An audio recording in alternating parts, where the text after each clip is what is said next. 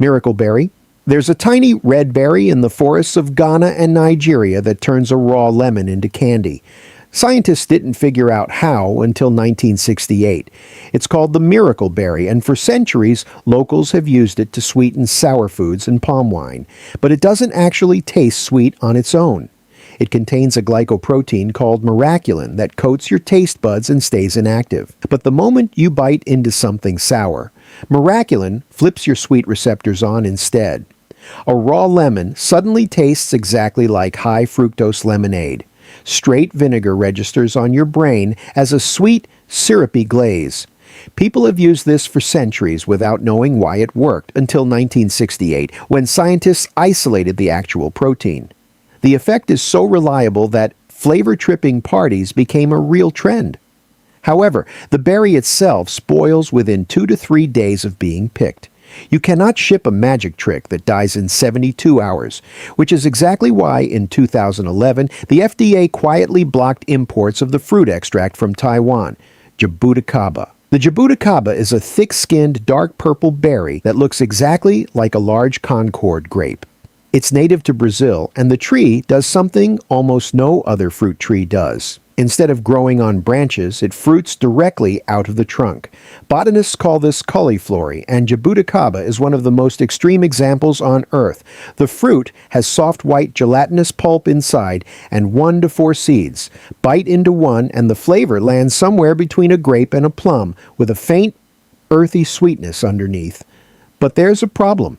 Jabuticaba starts fermenting on its own within 3 to 4 days of being picked, hence cannot be shipped commercially.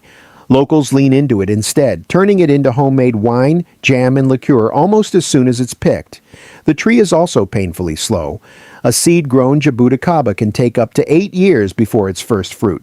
Buddha's hand. Buddha's hand looks like a lemon that grew fingers, long, yellow, twisted fingers, sometimes over 20 of them on a single fruit. It's technically a citron, and likely from northeastern India, carried into China by Buddhist monks after the 4th century. But unlike a lemon, it has no juice, no pulp, just a fragrant rind wrapped around solid white pith. The fingers form because the segments inside fail to fuse together as the fruit develops, splitting apart instead of forming a normal round citrus shape. In China, closed finger varieties are worth far more than open ones because they resemble hands folded in prayer. Its Chinese name, fo shou, even sounds like the words for fortune and longevity. So if there's no juice, what's it for? The zest. That rind is loaded with essential oils and releases a fragrance strong enough to fill a room. People shave it into desserts and cocktails, or candy the pith whole since, unlike other citrus, it isn't bitter. Pawpaw. Somewhere in the shaded forests from New York down to Texas grows the largest edible kidney-shaped fruit native to North America. It's called pawpaw. Cut one open, and the inside is custardy, pale yellow flesh that tastes like a blend of banana, mango, and pineapple. But it isn't tropical at all.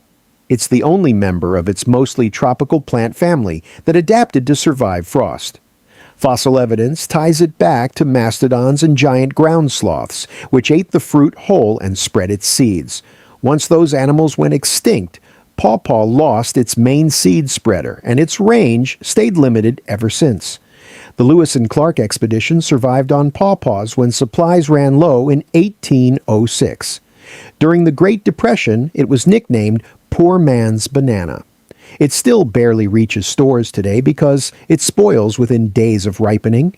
Finger lime. The finger lime is an elongated cylindrical citrus fruit that looks roughly like a small bumpy green sausage. Snap it open, and instead of juice, you get a shower of tiny glistening beads that spill out like caviar.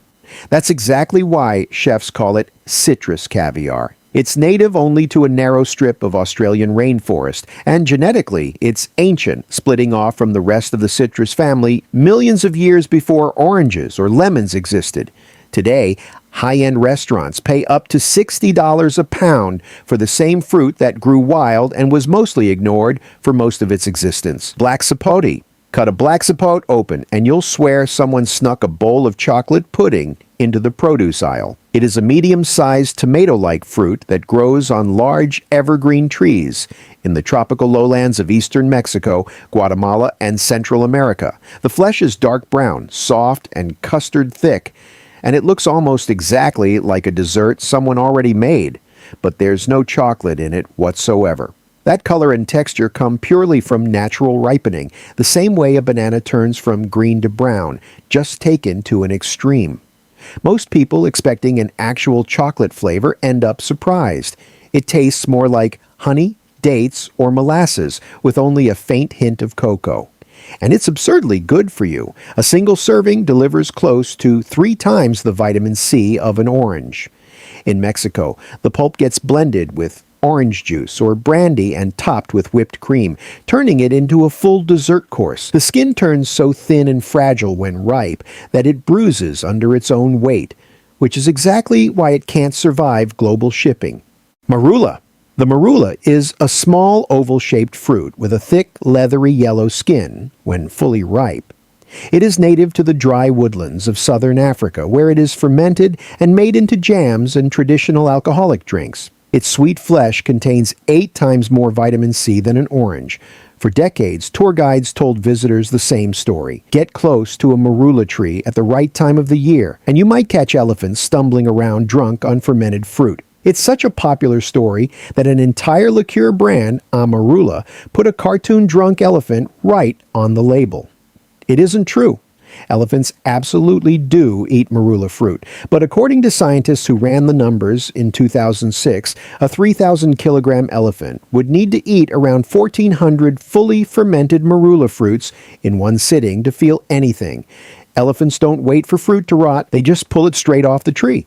But none of that stopped the marketing. Ackee. This fruit is the national fruit of an entire country, and it's also, if eaten at the wrong moment, capable of killing you. The ackee is a bright red pear-shaped pod fruit native to West Africa, carried to the Caribbean via slave ships in the 18th century. It's now Jamaica's national fruit, paired with saltfish as the country's signature dish. Cooked properly, its pale yellow flesh turns soft and fluffy, almost like scrambled eggs. But eat it before it's ready, and it's a different story. Unripe ackee contains a toxin called hypoglycin A, which can trigger something doctors still call the Jamaican vomiting sickness and a dangerous crash in blood sugar. This safeguard is built into the fruit itself. Ackee cannot be forced open by hand.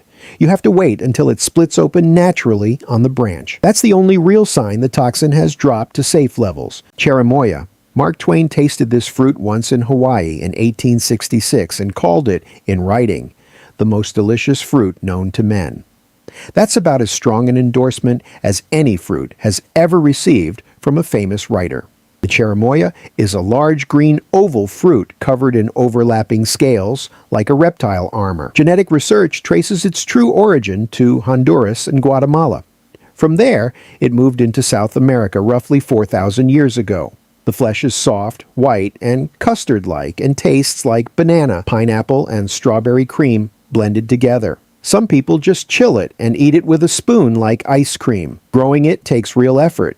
It has almost no natural pollinators outside its native range, so farmers in California hand-pollinate every flower with a small paintbrush.